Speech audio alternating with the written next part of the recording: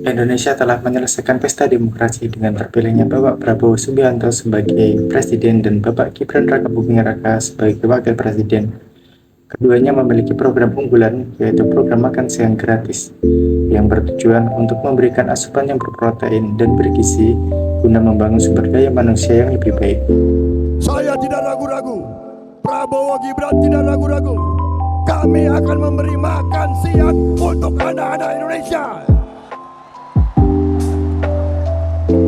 Saya katakan nanti, siapa yang mau masuk kabinet, siapa yang mau jadi menteri saya, harus setuju. Anak-anak harus diberi makan siang. Kalau kau tidak setuju, tidak usah gabung di kabinet Prabowo Subianto.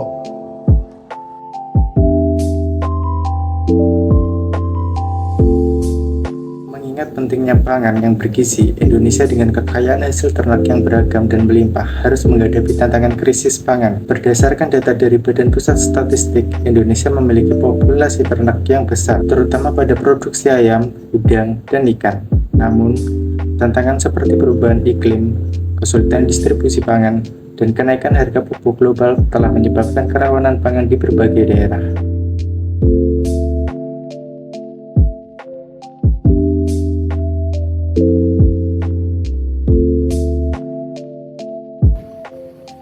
Presiden Joko Widodo telah membahas tentang krisis pangan pada beberapa kesempatan, termasuk pada acara sidang terbuka Disnatalis ke-60 Institut Pertanian Bogor di kampus IPB Kabupaten Bogor, Jawa Barat pada Jumat 15 September 2023. Beliau menekankan bahwa krisis pangan bukanlah sesuatu hal yang harus ditakuti, melainkan menjadi peluang untuk antisipasi dan pencarian solusi. Beberapa negara telah mengambil keputusan untuk melakukan moratorium ekspor pangan demi menjaga persediaan pangan di dalam negeri. Di tengah kondisi global yang tidak menentu, harga pakan ternak mengalami kenaikan yang berdampak pada biaya produksi peternakan dan harga produk hewani serta ketahanan pangan masyarakat. Indonesia mengimpor sekitar 35% bahan baku pakan ternaknya dari luar negeri, sementara sisanya sekitar 65% dipasok dari dalam negeri. Pemerintah Indonesia telah menetapkan target untuk mengurangi impor pakan ternak sebagai bagian dari upaya mencapai kedaulatan pangan dan kemandirian.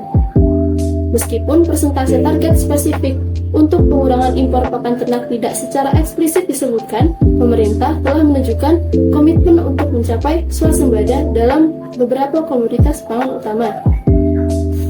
Pasokan pakan domestik merujuk pada produksi dan ketersediaan pakan ternak yang dihasilkan di dalam negeri. Faktor-faktor yang mempengaruhi pasokan pakan domestik meliputi produksi bahan baku lokal, kualitas nutrisi, ketersediaan rutin, dan harga yang bersaing. Dengan memperkuat pasokan pakan domestik, Indonesia dapat mengurangi ketergantungan pada impor dan meningkatkan ketahanan pangan serta kesejahteraan peternak. Berdasarkan data dari Badan Pusat Statistik, beberapa faktor yang memengaruhi harga pakan antara lain fluktuasi harga bahan baku, ketersediaan pasokan, dan kebijakan impor. Di April 2022, kenaikan harga pakan sudah mencapai 7-8%, yang berdampak pada kenaikan harga ayam dan harga jual di konsumen hingga 6-7%.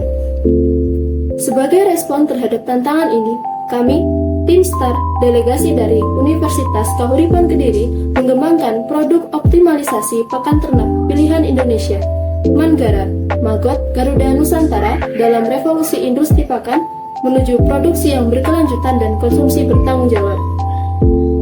Dengan harapan melalui nama branding ini, kami bisa menyebarluaskan pakan Manggara ke seluruh Indonesia secara merata.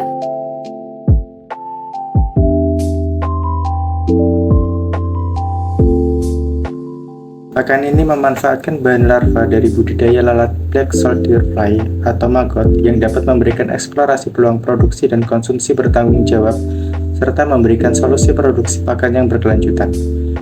Dengan pemanfaatan potensi maggot BSF secara optimal, dapat menciptakan sistem yang ramah lingkungan, mengurangi sampah organik, dan meningkatkan ketahanan pangan di masa depan. Pakan ini diproduksi dengan kemasan 1 kg sampai 50 kg. Produk pakan kami disiapkan untuk memenuhi permintaan pasar akan produk pakan standar untuk memenuhi nutrisi pakan ternak di Indonesia. Segmentasi geografis berfokus pada seluruh wilayah Indonesia untuk peternak ayam, sedangkan Jawa Timur, NTB, Jawa Barat, dan Sumatera Selatan sebagai fokus geografis peternak ikan dan udang. Manggara terbuat dari 100% bahan organik, di mana bahan baku utama dari produk berasal dari larva maggot, dedak gandum, vitamin, dan mineral. Larva maggot sebagai sumber protein dan asam amino yang baik untuk perkembangan hewan ternak, dedak gandum sebagai energi yang diperlukan untuk aktivitas sehari-hari dan proses metabolisme, vitamin dan mineral sebagai fungsi biologis termasuk pertumbuhan tulang, fungsi saraf, dan metabolisme. Produk pakan alternatif Manggara yang memiliki keunggulan dalam hal kualitas dan kuantitas hadir dengan formulasi yang telah teruji mengkombinasikan protein, asam amino esensial, energi, vitamin dan mineral dengan tingkat kecernaan yang lebih baik sehingga dapat memberikan pertumbuhan yang berkualitas bagi hewan ternak. Bisnis kami sangat berpeluang untuk dikembangkan karena memiliki konsep produk yang mendukung berbagai agenda pemerintah seperti optimalisasi dan hilirisasi pakan ternak melalui Gabungan Perusahaan Makanan Ternak atau GPMT, dan upaya untuk mewujudkan swasembada pangan di tengah tantangan yang meningkat dalam hal pasokan dan permintaan untuk memastikan pemenuhan kebutuhan pangan masyarakat. Berdasarkan bisnis model Canvas, Manggara merupakan bisnis yang bergerak di bidang social planner dengan value proposition diantaranya menyediakan alternatif pakan yang lebih murah dibandingkan dengan sumber protein konvensional, mengurangi risiko terkait fluktuasi harga dan ketersediaan pakan impor, meningkatkan kesehatan dan pertumbuhan ternak dengan pakan yang kaya nutrisi. Adapun alur operasional dari produk Manggara dimulai dari penyediaan alat dan bahan. Bahan diperoleh dari strategi kemitraan yakni supplier, dedak gandum, dan vitamin, sedangkan larva maggot diproduksi oleh tim Manggara. Maggot yang telah dikeringkan dan digiling lalu dicampur dedak gandum dan vitamin, kemudian dicampur dalam satu wadah. Setelah tercampur, bahan dimasukkan dalam mesin pencetak atau paleting, kemudian dikeringkan dalam oven dalam suhu 50-60 derajat Celcius selama 8 jam. Setelah itu didinginkan pada suhu ruangan. Lanjut pada tahap terakhir, yakni tahap pengemasan yang menggunakan kemasan bersih dan kedap udara. Pemasaran produk Manggara dilakukan dengan pemasaran secara langsung ke toko pakan seluruh Indonesia dan pemanfaatan media sosial e-commerce. Dalam meningkatkan penjualan kami telah melakukan analisis keuangan dengan perhitungan harga pokok produksi sehingga diperoleh HPP sebesar 20.000 sekian, break even point sebesar 400 produk, dengan payback period kami mencapai 5 bulan, dan kami telah menghitung return on investment sebesar 60% yang membuktikan bahwa bisnis ini layak untuk dijalankan.